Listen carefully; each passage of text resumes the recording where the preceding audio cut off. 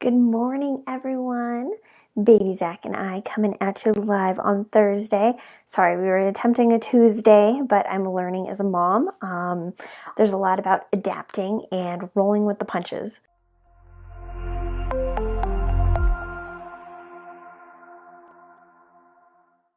Speaking of being a mom, that's also a little bit granola, a little bit hippie, and a whole lot of chiropractic. It lends itself to a whole different world when you are having a baby. We instantly knew that we wanted to raise a Chiro Kid. So, what exactly does that mean? For us, it really meant raising a normal, which I'll define, healthy kid who knows how to ask questions, make informed choices as they get older, one that other kids might deem weird because they do things differently. Another ML doc, Dr. Erin Zovath, who we love, she has kind of named it Raising Weirdos. So kids these days, they've got so many different kinds of illnesses and health concerns. Like, for example, let's talk about the top 6 childhood illnesses, right?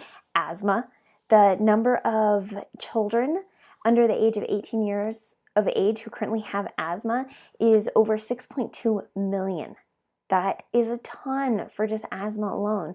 Number 2 is diabetes. 3 is obesity.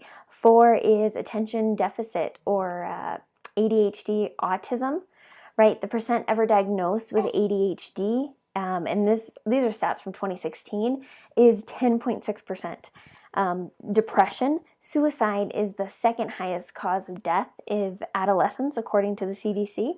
Then you have malnutrition. So those are the top 6. Now, so for us, raising a Chiro Kid is a kid, one that is normal, one who is not common, right? Sick, digestive issues, colicky, allergies, asthma, learning disabilities. These are all common, but they're definitely not normal things for children to have. So it got me thinking, what does it mean to have a healthy, thriving little kiddo, one who is very active? Well, I know for us, it's developing healthy habits at an early age is super important, right? Smart eating habits, regular physical activity, and then also just trusting in the innate healing power of the body. Getting adjusted, right, can go a long way towards preventing or reversing these chronic diseases. So, sorry, let me readjust him. He's sliding. There we go. So a little bit about me. As most of you know, I am a big planner. I like to have a plan. And I'm a little bit of a control freak, or so. That's what Dr. Nate complains about me all the time. So do you remember back in October, there was a lot going on. We were way behind schedule on getting the office opened. There were many late nights, sometimes all-nighters. And truthfully, I just thought I was stressed out. But it turns out I was pregnant. And I didn't even know until I was already 3 months. So surprise number 1, being pregnant. Thankfully, we eat really well for the most part. But I got on the ML prenatal vitamins right away. I know a healthy baby comes from a healthy mom, and it starts in the womb. So I continued to eat well all through my pregnancy, stayed on the supplements, maintained on the core plan, and I also worked out, and I continued to do boot camp with everyone. Granted, I had to modify when needed, trying to do a downward dog with a giant belly or, touching your toes, any of those. And then I also got adjusted. Thankfully, I am married to a Chiro. He has a Chiro as a daddy. So got adjusted all through pregnancy, which really helped. And then we had big plans, right? Back to me being a planner, to have a home water birth. Yeah, well, that didn't happen. We were going through hypnobirthing classes to make it as stress-free as possible for delivery on him and on me. We didn't do any ultrasound, no Doppler, no genetic testing. Everything was moving along just as planned, right? Until surprise number 2, my water broke 5 weeks early. So called the midwife in an absolute panic. I was like, you need to get your butt over here right now because this is happening. Well, surprise number 3, she couldn't help. With me being 5 weeks early and him being a preemie, I had to go to the hospital. So all my plans went right out the window. Oh, it kind of felt like our wedding, which most of you have heard about, right? All over again. So on to plan B and then plan C. I begrudgingly headed to the hospital.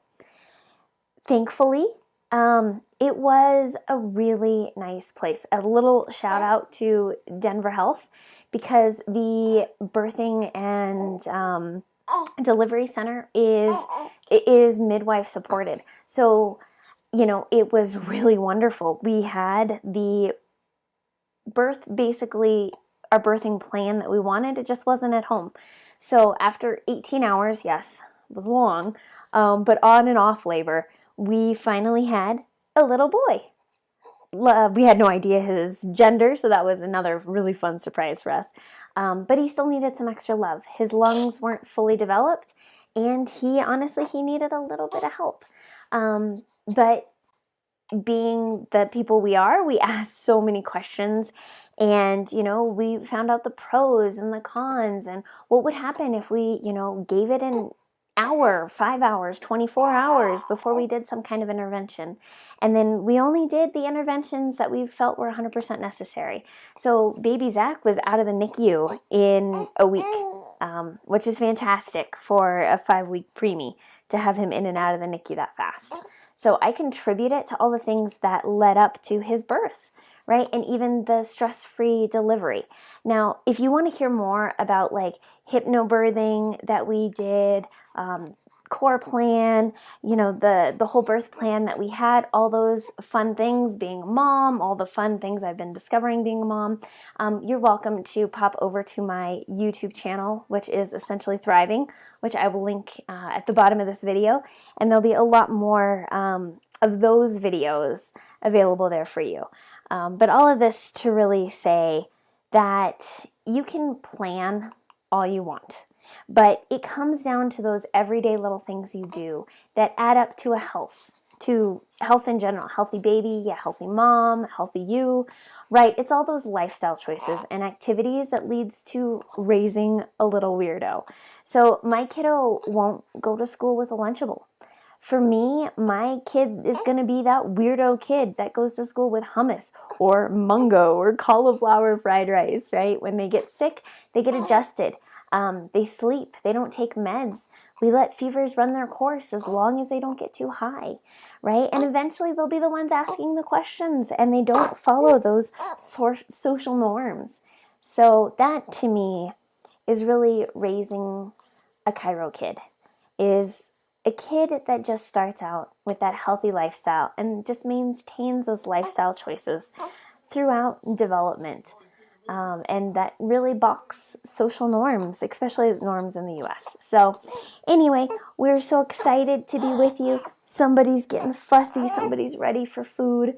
So we're going to get him fed and then put to sleep. So thank you guys so much for joining us. It was a pleasure. And we look forward to seeing you next Tuesday, hopefully, at noon. Love you guys. Say bye. Bye-bye. Yeah.